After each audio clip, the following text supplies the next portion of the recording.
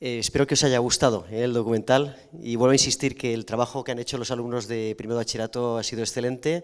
Ya habéis visto la buena voluntad, las ganas y lo que ha dicho Pascual, estoy totalmente de acuerdo.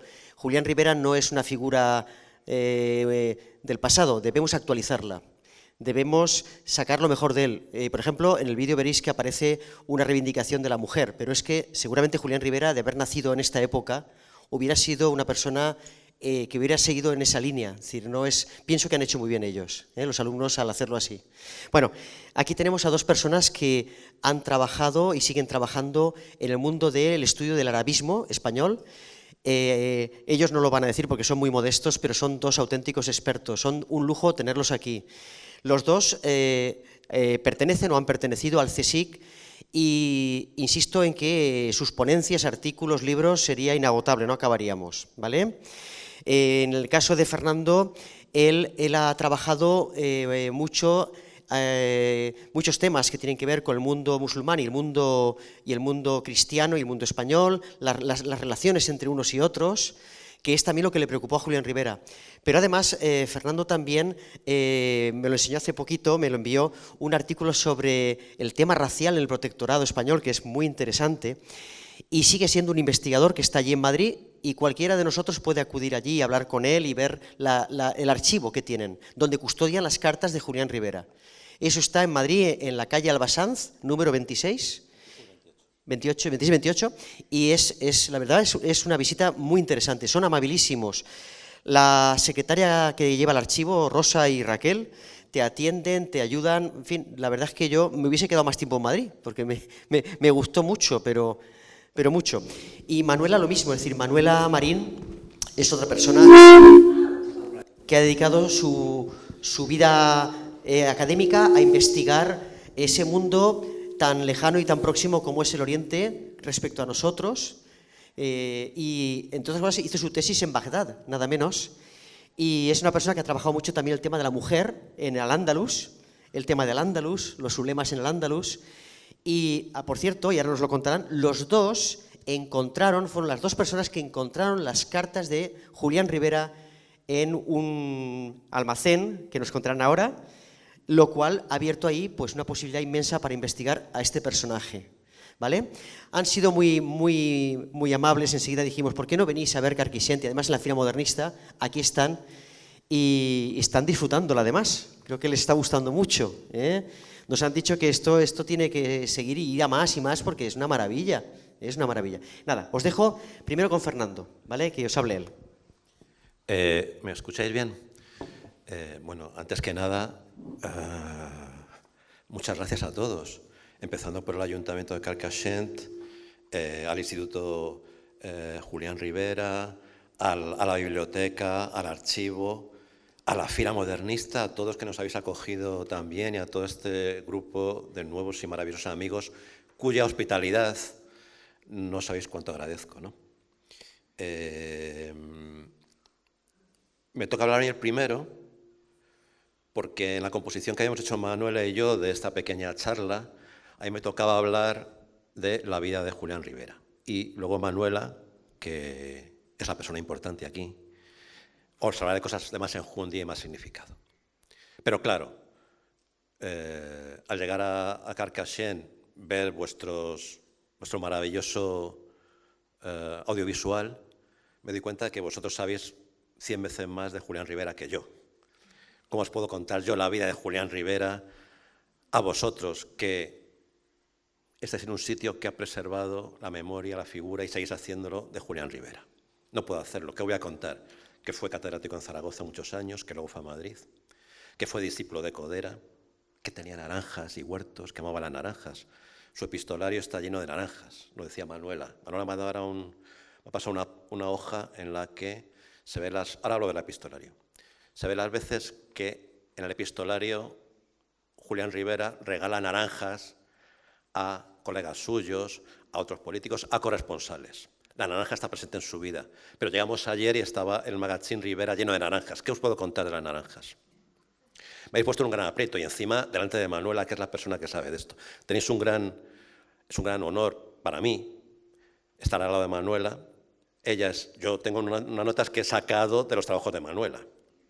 En fin, seguramente mi principal virtud para estar aquí es que, en efecto, hace ya muchos años, cuando yo era jefe del Departamento de Estudios Árabes del CSIC, del Consejo Superior de Investigaciones Científicas de Madrid, abrí un despacho viejo lleno de libros y de otras cosas, lleno de basura en general, libros ahí puestos de cualquier manera, y donde había unas cajas negras. Y esas cajas negras llevan allí décadas, igual que los libros, ¿no? Y al abrir las cajas estaba Manuela, aquella tarde, las abrimos juntos y descubrimos que en esas cajas había miles de cartas. Lo que después dio lugar a un libro que quizás conozcáis muchos de vosotros, que es Tratado de los Epistolarios de Asini Rivera. Eran las cartas que Julián Rivera y su discípulo Miguel Así han recibido, sobre todo las que habían recibido a lo largo de décadas.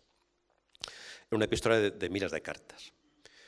Es un hallazgo sensacional en cierto sentido porque no hay tantos epistolarios en España de ese calibre, pero también es significativo de su época. Quiero decir con esto que durante mucho tiempo, y Europa es un ejemplo evidente, las comunidades de sabios, de académicos, se han constituido a través de la comunicación, y a menudo de la comunicación epistolar.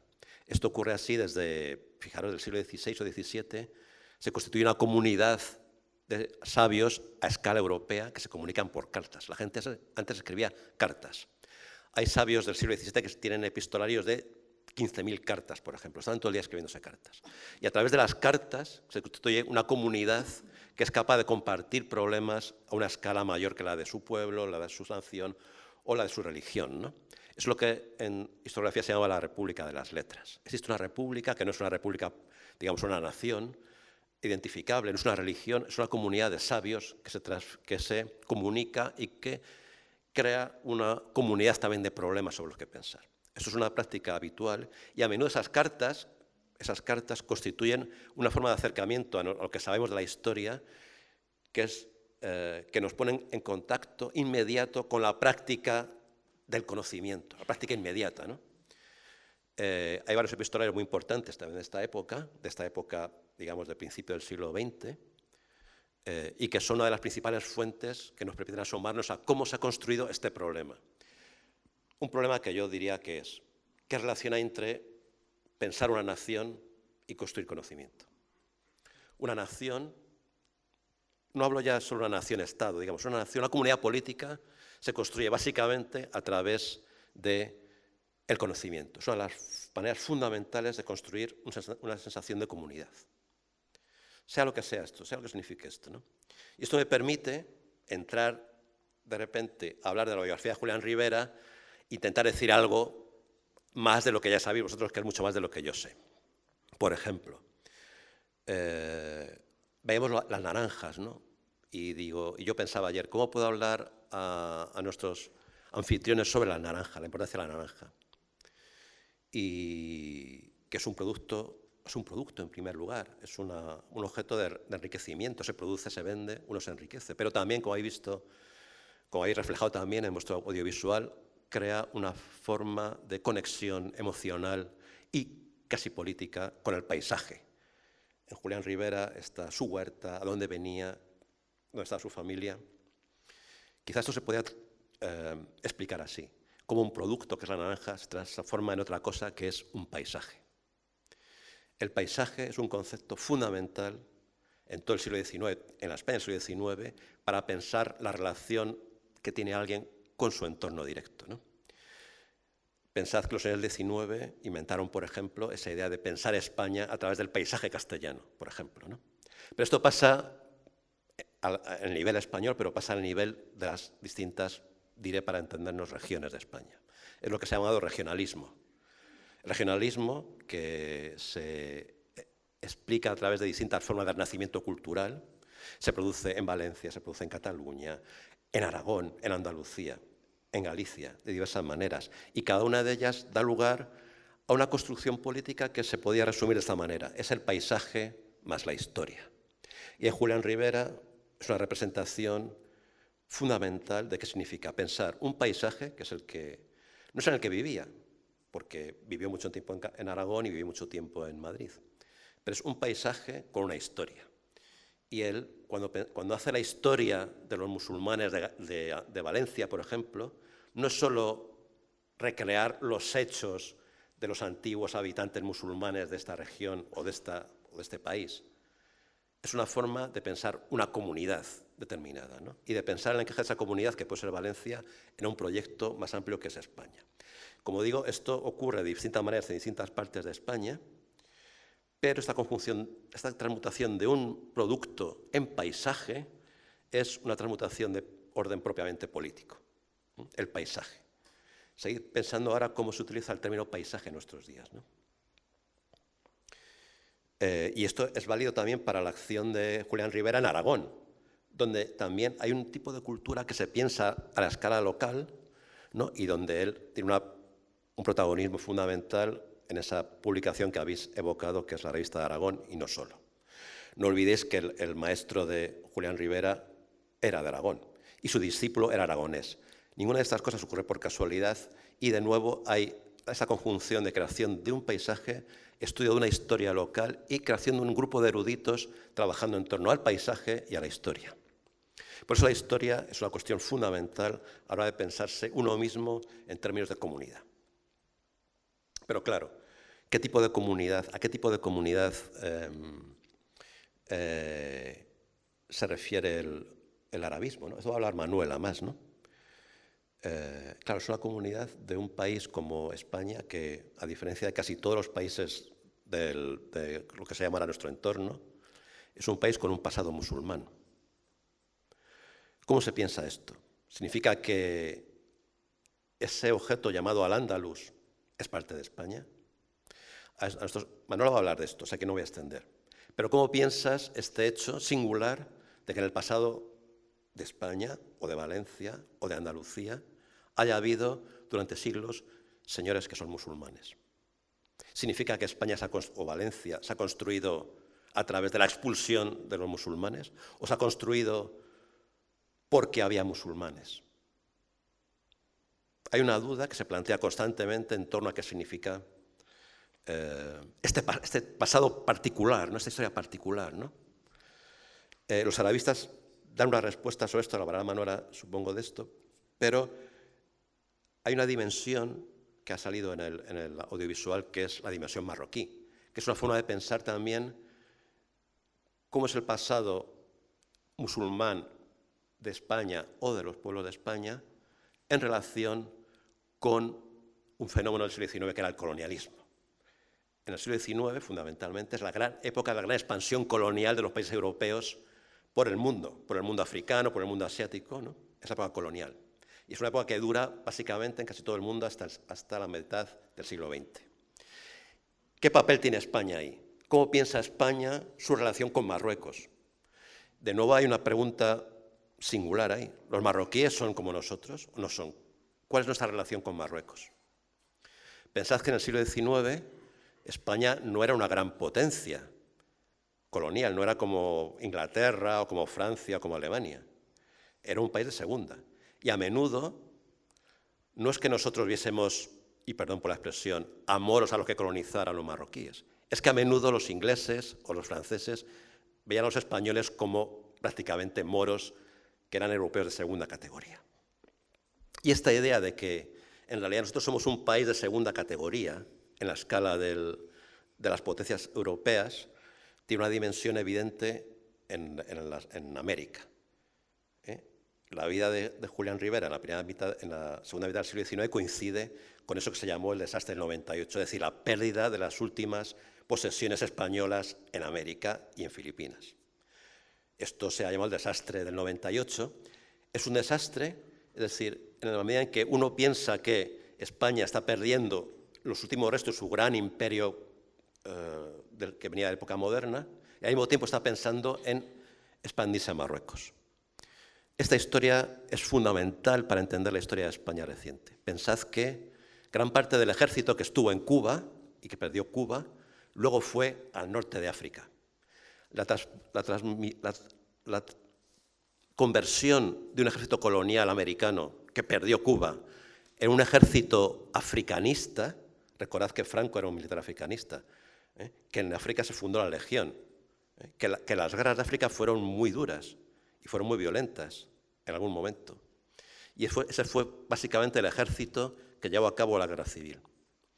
Esta dimensión africana, norteafricana, siquiera por esto que os he contado, ¿no?, esta dimensión de la conversión de un ejército colonial americano en un ejército colonial africanista, es fundamental para entender gran parte de la historia, y no puedo detenerme aquí mucho, gran parte de la historia de España. Pero, sin embargo, para un arabista como Julián Rivera, y quizá seguramente hablará más y con más autoridad que yo, Manuela, después, para un arabista como Rivera se planteaba, al pensar en el proyecto colonial, se planteaba esta relación siempre entre un Marruecos en el que, como habéis dicho, se hablaba un dialecto árabe, y nuestro estudio del pasado andalusí, que es un pasado libresco y al que se accedía a través del árabe clásico, del árabe literario. Esto es una vieja contradicción que el arabismo intenta resolver de varias maneras, ¿no? Un último apunte, quizá me estoy extendiendo demasiado. Un último apunte. Por cierto, esto era un mundo de hombres. Si viese el libro sobre el epistolario de Rivera, era un mundo de hombres, todo de hombres. No solo eso, sino que el modelo de un académico de la época, de un historiador, es un señor que se casa bien, que tiene una mujer que se ocupa de la casa y de los niños, y que él está todo el día con sus libros y sus cosas de profesor. Este no era un modelo oculto, era un modelo bien visible, y Manuela tiene una cita a ese respecto iluminadora del gran sabio español Santiago Ramón y Cajal, ¿no?, que decía: un joven aspirante a científico español tiene que casarse con una buena mujer que le cuide las cosas de la casa y que se ocupe de los niños, mientras tú estás que no piense mucho, a ser posible, ¿no? Y este es un modelo que uno identifica claramente en Julián Rivera. No es bueno reivindicar el papel de las mujeres, pero quizá no es tan bueno proyectar nuestros deseos al pasado, porque, en cierto modo, nos hurta la historia real de, por ejemplo, las mujeres en el mundo académico. Y esto no se puede olvidar, no cabe olvidarlo. Proyectemos cosas, pero sin olvidar que lo estamos proyectando sobre una realidad que era de otra índole. Un último apunte. Rivera era fue catedrático en Zaragoza y luego fue catedrático en Madrid. ¿Qué significa ser catedrático para un académico, un historiador español del siglo XIX-XX? La gente que ha escrito historia no siempre ha estado escrita en la universidad. De hecho, hasta el siglo XIX, la mayor parte de los historiadores no estaban adscritos a un centro oficial, a una institución oficial.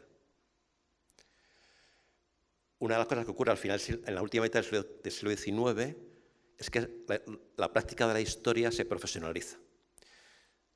Se hacen investigadores, filólogos o historiadores profesionales que trabajan en la universidad.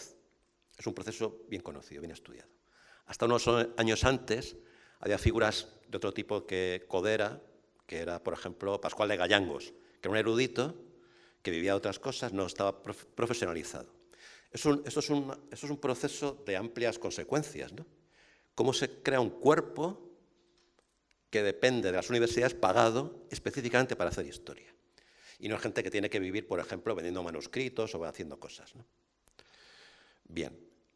Julián Rivera está en el inicio de este proceso. Él es el discípulo de Codera, digamos que es como el gran primer cátedro institucional de estudios árabes en España.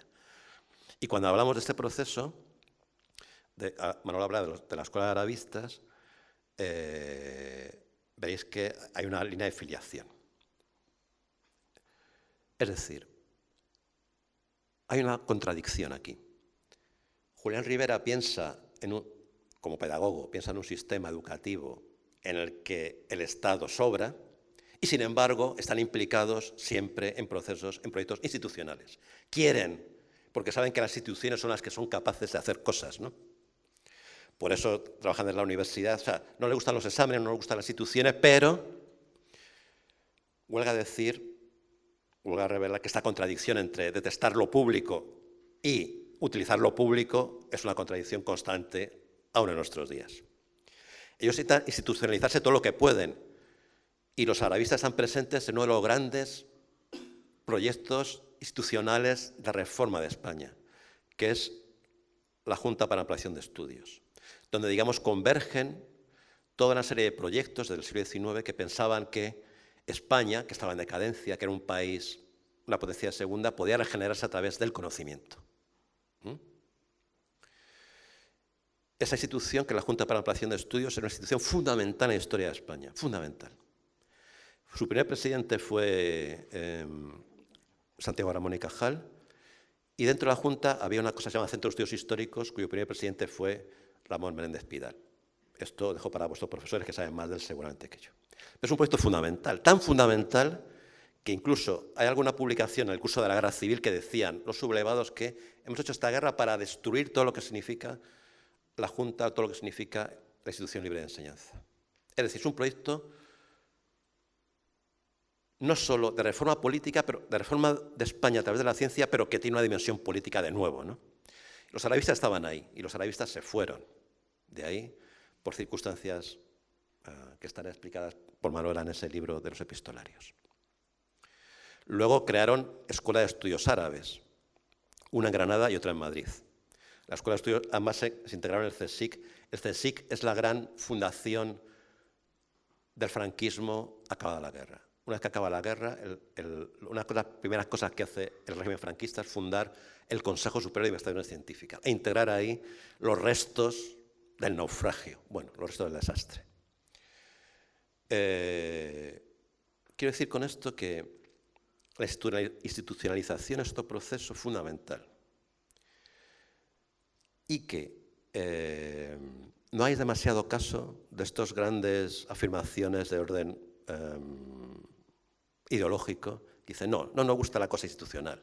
No, las instituciones son realmente el instrumento que puede actuar sobre la realidad. Y esto lo sabía Rivera, lo sabía Sin Palacio, lo saben todos, lo saben también los neoliberales de nuestro tiempo, ¿no? Y bueno, yo voy a callarme porque quizá he hablado demasiado y le voy a pasar la palabra a quien importa de verdad, que es Manuela. Gracias.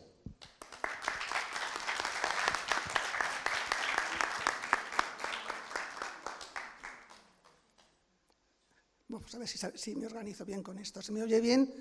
¿Sí? Ah, perfecto. Bueno, pues voy a repetir lo que ha dicho Fernando al principio.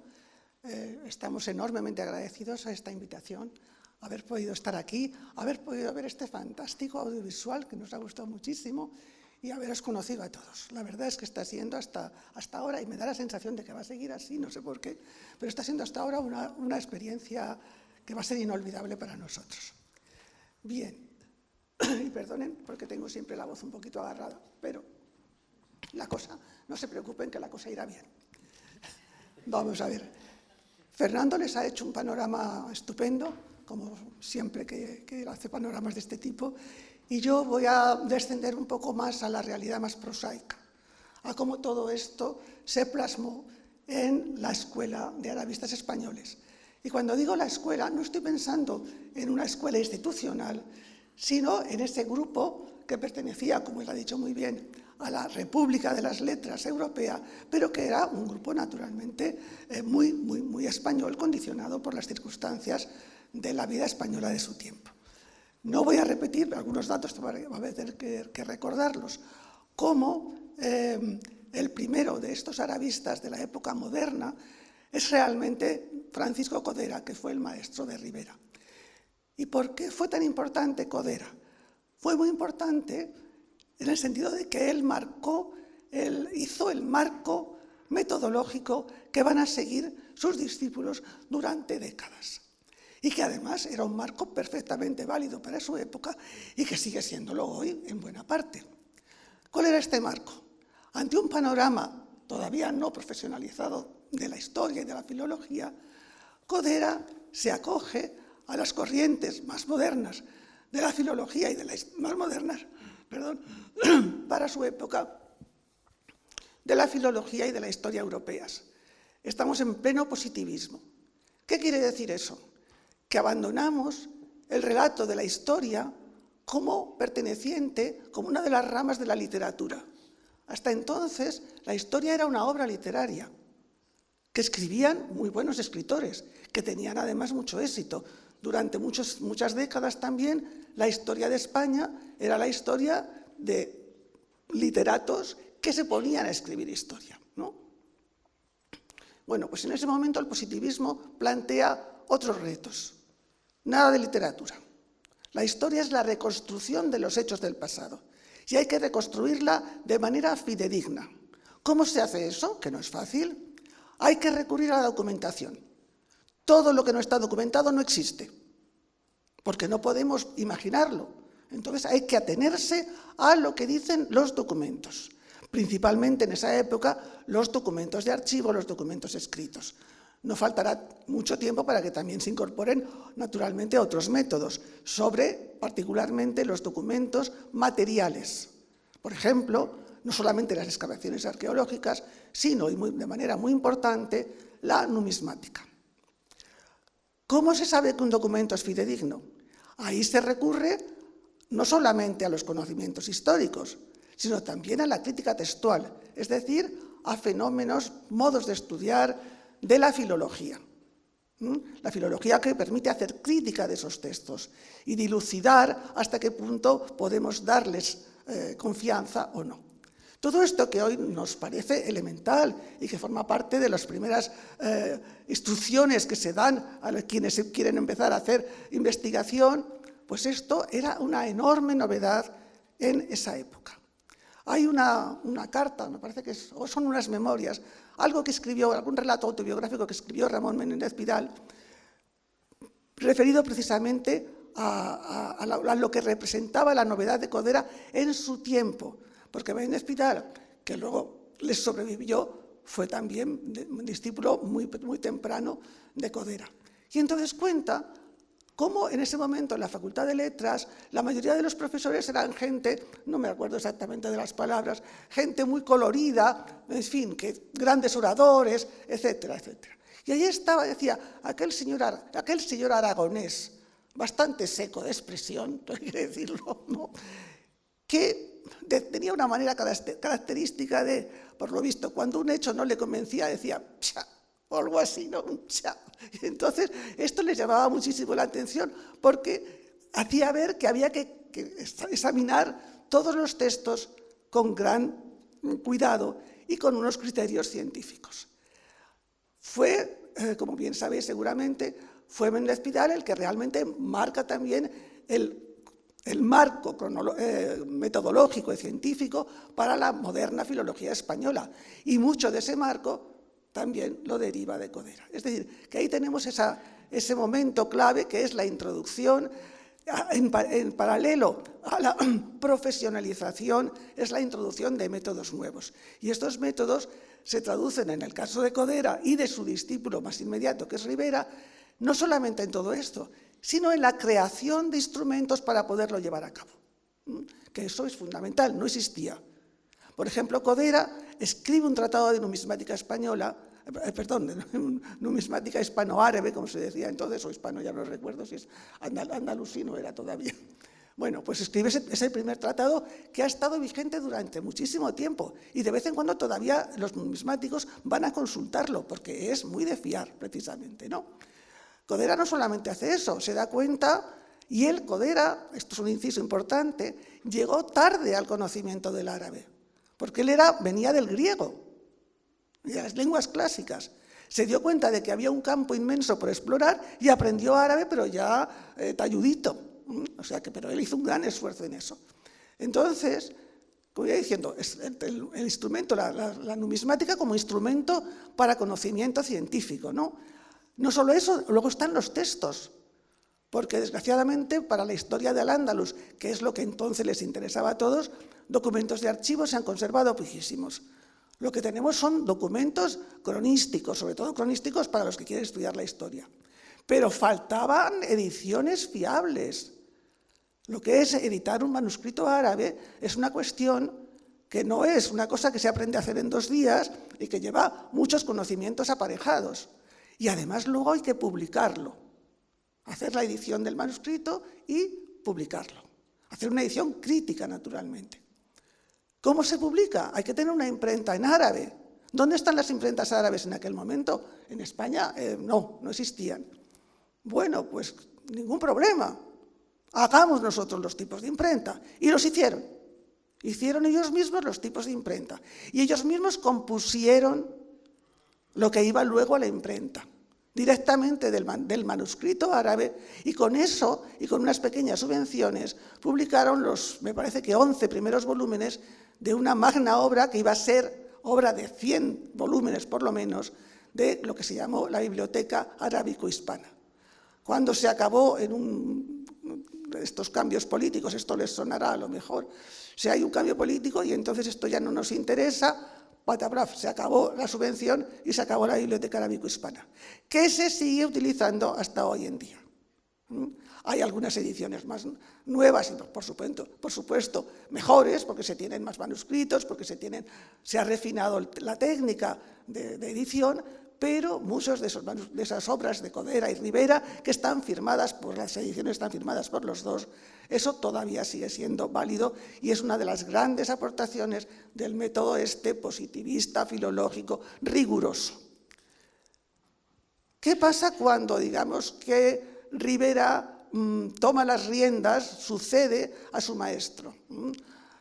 Por cierto que entonces ya se estaba formando el grupo de discípulos, porque siempre hablamos de Codera, Rivera y Asín, olvidándonos de que alrededor de ellos también había otro pequeño grupo de gente de los sitios donde estaban, efectivamente muchos en Aragón, pero luego también en Madrid, naturalmente, y el caso valenciano es esa parte.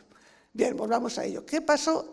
Es decir, todo este grupo se está formando y luego hablaré, si tenemos tiempo, de cuáles son cómo se forma este grupo de personas y las relaciones personales que existen, que son fundamentales. Pero, en fin, de momento, hay este grupo que tenemos, pero ahí hay un hilo conductor, efectivamente, que es Codera y que luego va a ser Rivera. Nadie le nombra al jefe de la escuela, insisto, la escuela como conjunto de personas, no como institución todavía. Entonces nadie le nombra el jefe de la escuela, pero todo el mundo sabe que él es ahora el que va a marcar la tendencia. Y aquí se produce un cambio. No es que Rivera abandone los métodos científicos de Codera, ni mucho menos, pero lo que sí hace es una nueva orientación que ya había empezado desde los tiempos en que había estudiado con Codera, que es abrir en los estudios árabes de ese momento a lo que podíamos llamar el vuelco cultural, de alguna forma. Es decir, se abandona hasta cierto punto la recreación de la historia como fuente de conocimiento, como historia que relata unos hechos que nos están contando el pasado, y vamos a lo que el propio Rivera llamó la intrahistoria y que hoy llamaríamos la historia cultural. Y eso se ve muy bien en los títulos de las obras, de las cosas que le interesaban a Rivera, desde muy temprano.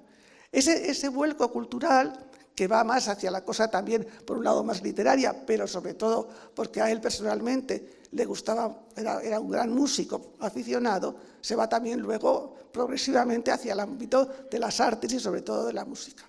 Pero ese vuelco cultural no solamente es respecto a este tipo de temas, sino a algo que ya ha apuntado Fernando, que es la fusión entre el mundo cultural, el mundo de la intrahistoria árabe andalusí y el mundo cristiano. Entonces, ese mundo de contactos y de influencias mutuas va a ser muy importante en la obra de Rivera y va a marcar durante décadas los estudios árabes en España, porque va a convertirse en el área de predilección, ¿no? En el área en la que nadie nos podía hacer competencia. Volviendo sobre lo que ha dicho Fernando, porque somos el único país de Europa que ha tenido, con excepción de los Balcanes, y eso es más reducido en el tiempo, que ha tenido un tan largo pasado árabe islámico. Entonces, esa singularidad hay que explotarla. Y ahí nadie nos va a ganar. En ese sentido somos únicos, etcétera, etcétera. Hay toda una retórica en torno a esto. Entonces, la figura de Rivera es también fundamental por este cambio. Y además, no solo por este cambio, sino por lo que significa también respecto a, de nuevo, vuelvo al hilo que me ha ido tendiendo Fernando en su exposición, respecto a qué significan los estudios árabes en esa época, sobre todo dentro de las humanidades, dentro de la historia de España en general, ¿no? Recordemos que, primero hay que decir que tanto Codera como Rivera como sus discípulos eran personas de orden, eran todos católicos y conservadores, no hay que pensar que eran unos rebeldes extremistas, para nada, eran una gente muy asentada en unas coordenadas ideológicas muy claras. Pero algo tenían que hacer para conseguir introducir sus estudios árabes en un canon que de antemano los excluía, porque ¿de qué va a servir estudiar a estos moros? Dicho claramente. Eso fue un accidente de la historia de España. La historia de España es romana y visigoda y después los reyes católicos. Y eso ha sido, y sigue siendo, como bien saben para algunos, el relato fundamental de la historia de España. Bien, pero ellos tenían que dar una, digamos, legitimidad, una explicación a por qué era tan importante tener a los estudios árabes dentro de las humanidades. Con esto termino esta parte de la construcción de la... ¿Cuál fue eso? Pues precisamente lo que estaba iniciando en parte, sobre todo, Rivera. Es decir, explicar, primero Codera ya lo había intentado, explicando la utilidad de las fuentes árabes, uno de sus discursos era eso, para el conocimiento de la historia temprana de nuestro país. Pero Rivera lo amplió, y lo amplió por un procedimiento que todavía sigue existiendo también, que es españolizar al Andalus. Al-Ándalus no fue un accidente, no fue una cosa que pasó y que hay que olvidar, no. ¿Por qué? Porque los andalusíes en realidad eran españoles. Sí, se habían convertido en más al Islam progresivamente, pero eso sí que fue un accidente de la historia, porque ellos realmente seguían siendo españoles. Rivera tiene una famosa cita, ¿verdad? La de la gota de anilina, que eso en uno de sus estudios lo dice. Realmente los andalusíes eran todos españoles, porque es como si en un lago de aguas azules echamos unas gotas de anilina. La gota de anilina, eso eran la llegada de los árabes y los bereberes y los musulmanes. La anilina con el tiempo se va diluyendo, sí, al principio se nota mucho, pero luego se va diluyendo y al final lo que queda es la misma agua azul del principio. Y ese fue el procedimiento, españolizar al Andalus. Que, claro, eso tiene también sus peligros, pero ahí ya no vamos a entrar porque tampoco tenemos tanto tiempo para ello. Me gustaría terminar con una... Ay, no, sí, ya está tranquilamente, gracias. Con una reflexión sobre cómo se construyó esta historia. Hay que decir, para empezar, que tuvieron un éxito. O sea, la construcción de la Escuela de Estudios Árabes en esta época, finales del 19, principios del 20, fue una historia de éxito total. Consiguieron lo que querían, consiguieron introducirse en todos los círculos importantes del poder académico y no solo académico. Eso es una cosa que no vamos a entrar en detalles, pero lo que ha dicho Fernando, cuando se construye, cuando se inaugura la JAE, la Junta para Ampliación de Estudios, a ver, los arabistas eran muy poquitos, hoy somos pocos, pero entonces eran todavía menos. Y sin embargo, se llama a un arabista para que esté junto a Méndez Pidal, junto a Ignacio Bolívar, junto a muchos de los mejores cerebros que ha dado, no solo en la historia de esa época, sino en la historia de España sin más. Y ahí está Julián Rivera, y enseguida va a entrar también Miguel Asín. O sea que consiguieron incorporarse, fue, como digo, una historia de éxito. Esto lo consiguieron gracias a muchas razones, por supuesto. Supieron hacerlo muy bien. Crearon revistas que no eran solo revistas de arabismo, sino que estaban abiertas a todas las demás humanidades del momento. Supieron conectar con todo el mundo que era alguien en la corte.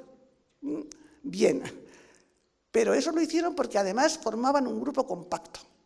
Un grupo muy compacto que además se definía a sí mismos como una familia. Se identificaban con la pertenencia a la misma familia a cuyos miembros exigían lealtad absoluta. Había una serie de normas no escritas que gobernaban aquella comunidad. Y eso naturalmente les dio muchísima capacidad de acción. Eso sí, porque además colocaban a las personas, como estaban en la cúpula del poder académico, ahí es donde se distribuyen, donde se crean las cátedras, donde se hacen los tribunales. Bueno, hay una serie de historias que no son para contadas, pero que ahí están. Y luego los que no encuentran acomodo en la universidad, pues van encontrando acomodos en otros sitios. Muchos se hacen archiveros. Pero sobre todo, como digo, es la cuestión de la lealtad. El discípulo debe estar dispuesto a hacer todo lo que le pidan los maestros, hasta renunciar a una cátedra que les importa mucho porque le han dicho que tiene que ceder el paso a otra persona. Y eso lo hacían. También es verdad que daban muestras de gran generosidad. Perdona, te he dicho que no antes y tenías razón. Bueno, es verdad que daban muestras de gran generosidad. Codera renuncia, cuando le faltaban todavía años para jubilarse, renuncia a su cátedra para que Rivera se pueda venir a Madrid. O sea que ellos correspondían, pero a cambio esperaban eso, total lealtad. Eso quiere decir que no se podían permitir la menor concesión. El que era aceptado, y el que era expulsado lo era para siempre. Y voy a terminar precisamente con una referencia a una persona que tiene relación con Valencia. Decíamos que, bueno, sabéis, me parece que lo habéis comentado también en el audiovisual, que aunque Roque Chavás hizo mucho, intentó crear una cátedra de árabe en Valencia para Rivera, pues por diversas razones no pudo ser, y entonces ahí se perdió quizá la ocasión de crear una escuela de arabistas en Valencia, porque la escuela de arabistas, el comienzo, como hemos visto, es básicamente aragonés. Los aragoneses, en cuanto pudieron, se vinieron a Madrid, eso por supuesto, pero en fin, ahí está ese grupo aragonés que fue muy importante. Hubo otro grupo en Granada que tampoco llegó a cuajar del todo. Y en Valencia, pues hay un discípulo de la escuela, Luis Gozalvo, que estaba admitido en el grupo, ¿no? Y publicó incluso algunas cosas interesantes. Fue uno de los primeros, si no el primero, en ocuparse de la mujer en Al-Ándalus. Hizo su tesis sobre las poetisas en Al-Ándalus. Y de repente desaparece del grupo. Y cuando reaparece como profesor en la Universidad de Valencia, no recuerdo cuándo consiguió la cátedra, pero ya era profesor de otra cosa, de ciencias auxiliares de numismática, de tal, pero ya no era de árabe, no volvió a hacer nada de árabe. No nos cuentan nunca por qué pasó eso, pero efectivamente hay algunas alusiones y esas alusiones permiten adivinar alguna deslealtad de este señor hacia sus maestros. Y eso naturalmente fuera, eso no se perdonaba. Claro, como estoy diciendo, eso creó una serie de lazos muy importantes, creó una cohesión de grupo importantísima, pero también tiene sus contrapartidas, y ese quizá fue una de las debilidades de la escuela, que con el paso del tiempo se fosilizó, hasta que llega ya una época de total renovación, que es a partir de los años 70, que es no por casualidad, es a partir de la renovación también de muchas otras cosas en nuestro país, y los arabistas y los estudios árabes, pues ahora es otra cosa completamente diferente. Bueno, era nada más una manera de explicar que también hay una forma de ver cómo se construyen estas cosas y que dependen mucho, hasta cierto punto dependen bastante de esas relaciones personales en las que se cimenta también mucho la investigación. Muchas gracias.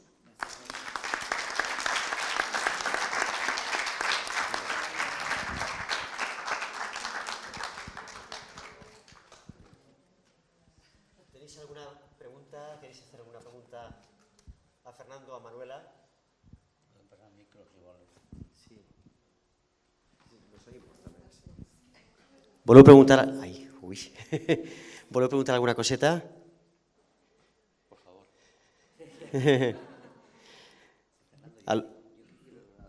Una precisión. Hay aquí una calle que es Francisco Pons. Francisco Pons, que era digamos, fue un discípulo, lo que pasa es que tuvo una trayectoria muy corta. No sé si en algún aspecto también habría que estar reivindicando un poco también la figura de Francisco Pons, ¿vale? Y sobre todo por lo que ha hecho del reportaje, el Roque Chavás y Julián Rivera, gracias a esos dos personajes, hoy tenemos las pinturas de la ermita restauradas, porque ellos lo venían diciendo en sus escritos, en sus cartas.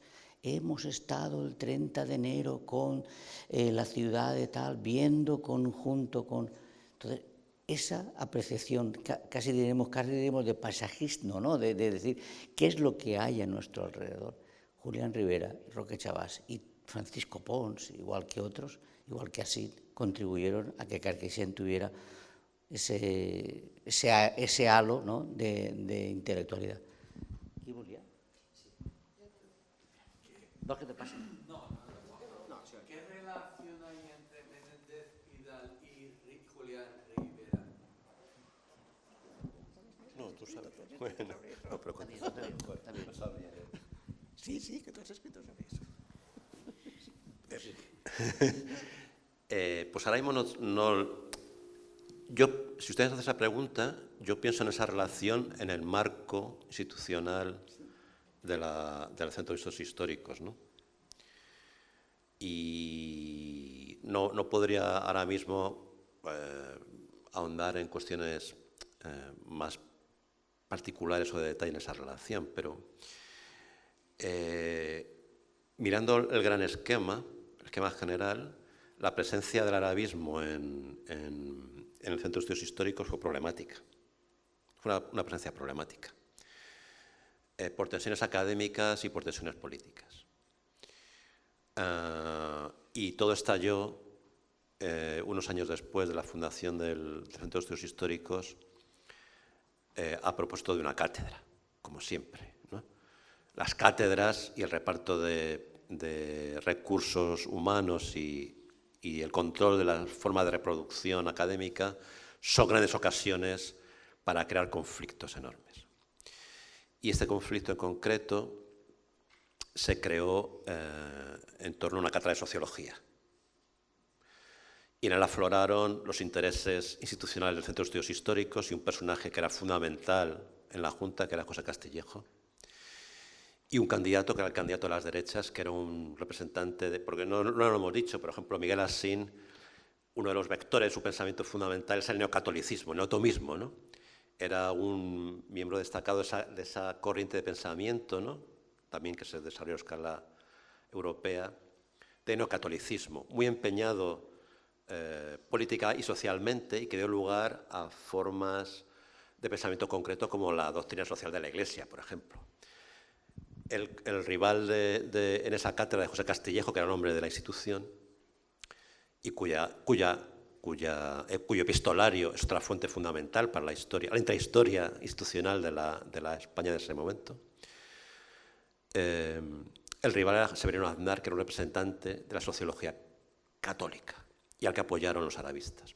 Y este gran enfrentamiento fue el origen de la ruptura definitiva de los arabistas con el Centro de Estudios Históricos, donde seguramente nunca se sintieron del todo cómodos, ¿no? Por distintas razones, entre otras porque,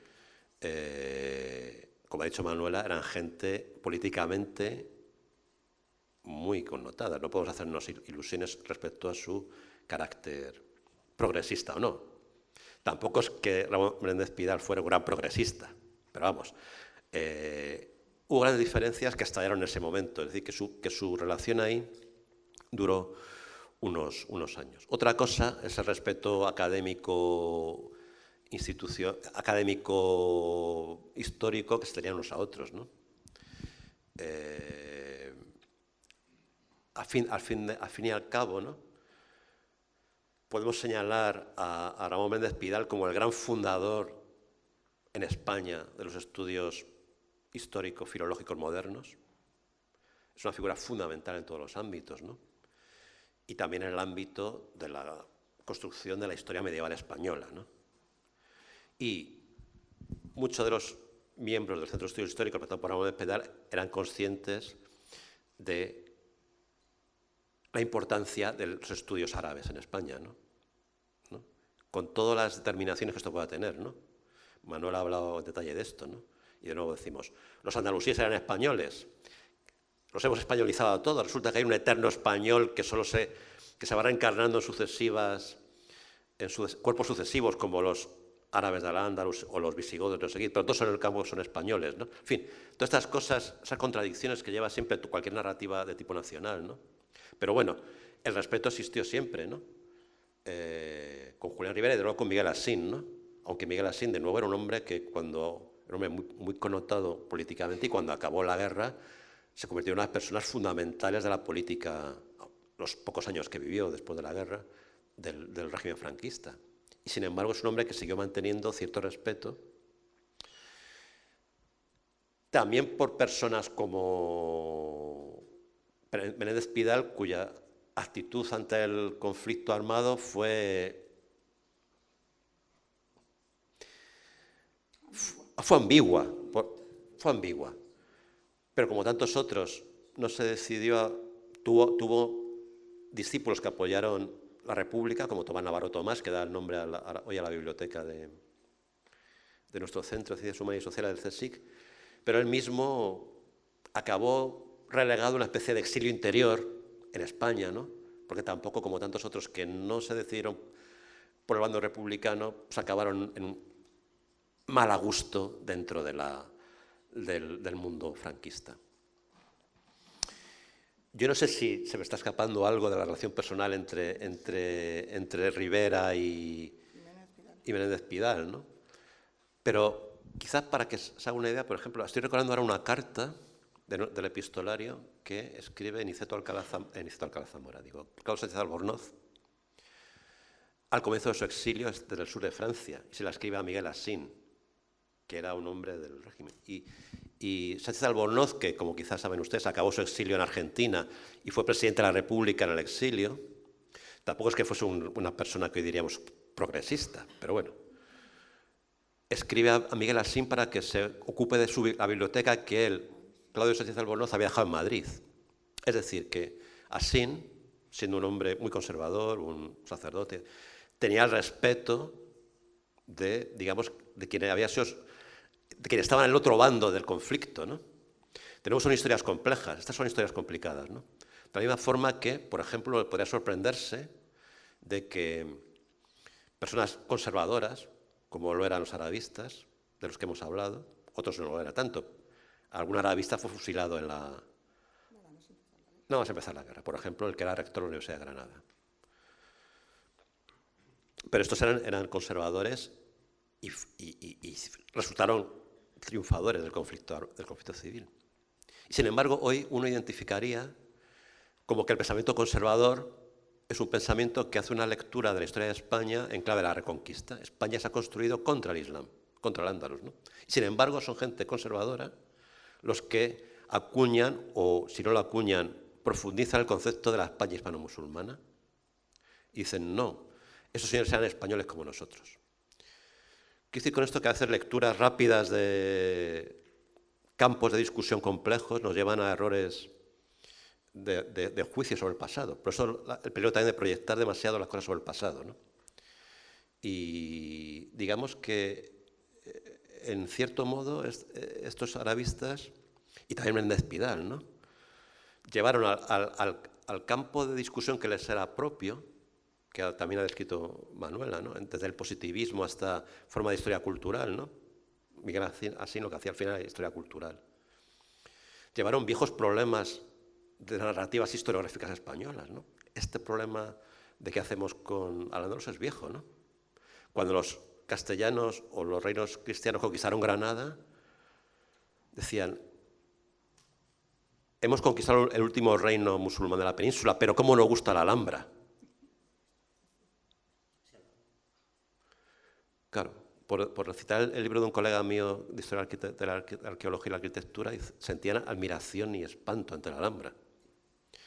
Un historiador del siglo XVI español decía, bueno, estos abderrahmanes de Córdoba, los omeyas, podían ser un poco musulmanes, pero en el fondo son naturales. Esta palabra interesantes, son naturales de la tierra, son cordobeses, como yo, el que lo escribía era un cordobés. Y por lo tanto, fueron un poco musulmanes.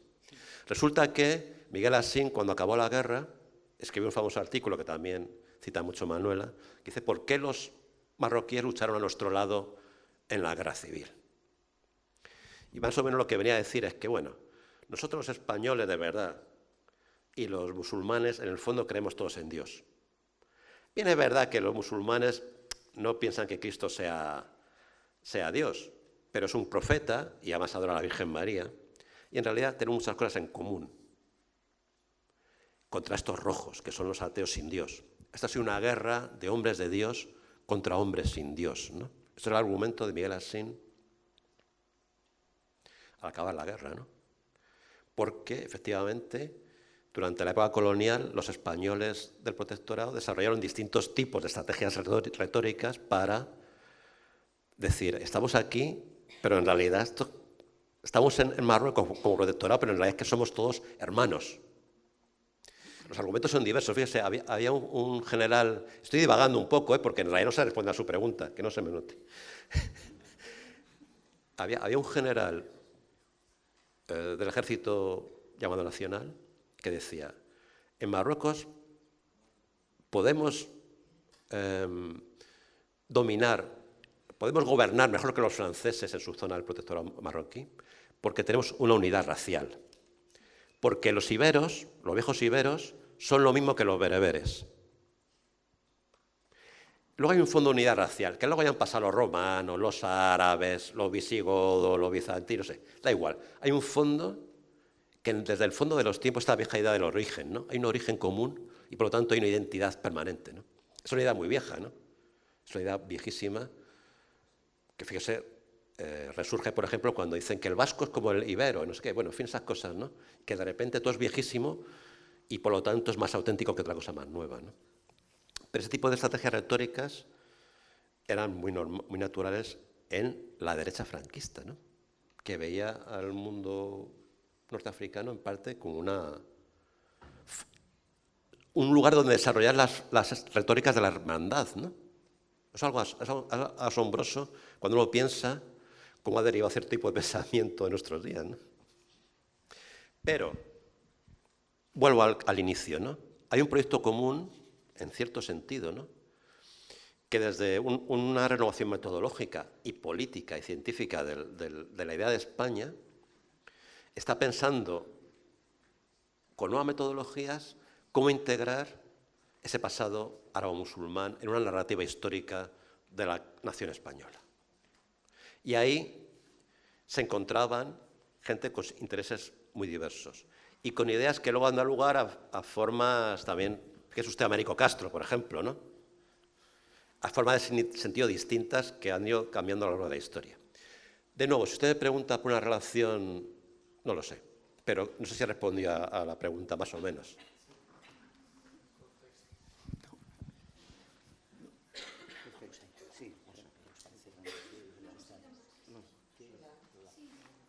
Desde la perspectiva actual, pienso que una de las mejores formas de preservar ese legado filológico, historiográfico y científico de Julián Ribera es a través de la digitalización de sus obras. Sí, decía que desde la perspectiva actual, una de las mejores formas de preservar, ¿no?, todo ese legado cultural, historiográfico, filológico y científico de Julián Ribera es a través de la digitalización y puesta a disposición de toda la ciudadanía de ese legado intelectual, de sus obras. Entonces, quería preguntarles si dentro del CSIC tienen alguna línea para digitalizar y poner a disposición pública las obras de Codera, de Julián Ribera, etcétera. Creo que es fundamental. Pues hasta donde yo sé, no. No hay ningún proyecto concreto al respecto, sea cuestión de plantearlo, ¿no? Yo creo que sí. Hay alguna obra digitalizada en la Biblioteca Nacional, pero queda muchísimo todavía y hay muchísimos investigadores que están reclamando, ¿no?, poder acceder a disertaciones y opúsculos, por ejemplo. Claro, el gran ideal universal sería que todo el conocimiento humano pueda ser accesible, ¿no? Pero luego hay trabas que son de orden burocrático, de personal, etcétera. Por ejemplo, el Consejo tiene un gran número de colecciones, de publicaciones, de revistas y de libros, ¿no? Es una gran potencia editorial dentro del mundo académico español. Eso significa que el Departamento de Publicaciones está hasta arriba, publicando libros, sacando revistas, etcétera, porque no siempre dispones ni del personal ni de los medios adecuados. Seguramente todo tenderá en algún momento dado. Por ejemplo, el propio epistolario debería estar digitalizado, puesto a disposición. Pero, claro, en el Consejo hay otros fondos documentales y, como todas las cosas en la Administración o en cualquier otro orden, tiene que entrar una lista de prioridad de alguien con algún objeto en un programa viable, ¿no? Bueno, yo lo decía porque recientemente he entrado en la Biblioteca de Humanidades, en la web de la Biblioteca de Humanidades, buscando alguna obra de Julián Ribera digitalizada recientemente para incorporarla, ¿no?, al acceso, ¿no? Y me ha sorprendido que yo no he visto ninguna obra de Julián Ribera en la web y me ha dado muchísima pena. No sé, si podemos hacer algo desde nuestra pequeña vocecita, desde Carcaixent, decir, por favor, digitalicen una obra y dentro de 2 años o de 5 otra y así sucesivamente. Sería un proyecto. Muchas gracias. Perdón. Gracias a ti. Bueno, muchísimas gracias por estar aquí todos, por haber visto el documental, por haber estado aquí con nosotros compartiendo todo lo que saben estas personas sobre Julián Ribera, que es un personaje importante de esta localidad. Muchas gracias a Manuela y a Fernando, que van a seguir aquí este fin de semana disfrutando la Fira Modernista, y a Pascual como regidor de Cultura y Patrimonio, a Lola de la biblioteca, Maricruz del archivo y toda la gente que está colaborando y que está implicada en la cultura y en lo que es todo lo que le da vida a Carcaixent, que a fin de cuentas yo también lo siento como mío.